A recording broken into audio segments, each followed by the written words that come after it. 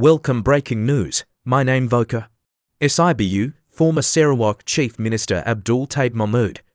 The politician and tycoon who became known for enabling the destruction of rainforests in Malaysia's biggest state in pursuit of economic development, has died due to illness. He was 87. He died in a private hospital in Kuala Lumpur at 4:28 a.m. on February 21 after a prolonged illness, said his daughter Hannah TAIB in a Facebook post. TUN TAIB retired from public life in January 2024, ending his 10-year tenure as Sarawak's governor. During his 33 years as Chief Minister of the resource-rich state on Borneo's north coast, TAIB drew global attention, like few of his peers in Malaysia. With a tight grip on power, he ushered in far-reaching infrastructure projects that created thousands of jobs and turned the sleepy state into an economic engine powered by fossil fuels, timber and palm oil. These developments came on the back of what some critics called an environmental atrocity. Under Mr. TAIB's purview, millions of acres of Sarawak's rainforest were felled, eradicating entire ecosystems and displacing thousands of people from native forest communities. The logging, which coincided with the ascent of the conservation movement, thrust Sarawak and TAIB into the international spotlight. Malaysian leaders dismissed the criticism as neo-colonial bullying. TAIB and his supporters contended that he was attempting to lift Sarawak into a new economic age. In the process, he amassed a vast personal fortune.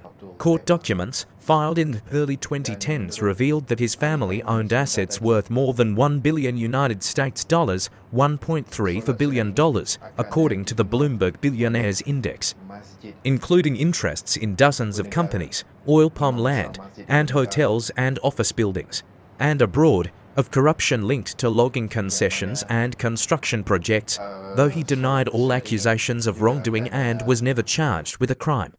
His political influence began to fade. He resigned as Chief Minister in 2014 and assumed the largely ceremonial role of Sarawak's governor. Reported to be in poor health, TAIB stepped down as governor in January, capping an almost unbroken 6-decade stretch of holding various political offices. TAIB was born on May 21, 1936, near Miri, then a nascent oil town in Sarawak. The eldest of 10 children, his father was a carpenter for Royal Dutch Shell, which operated wells in the town's outskirts. Scholarships carried him through secondary school and law studies at the University of Adelaide. He returned to Sarawak in 1962 as Malaysia was transitioning from a British colony to a sovereign country, a time of big change and big opportunities. With help from his uncle Abdul Rahman Iqab, a prominent politician who would serve 11 years as Chief Minister.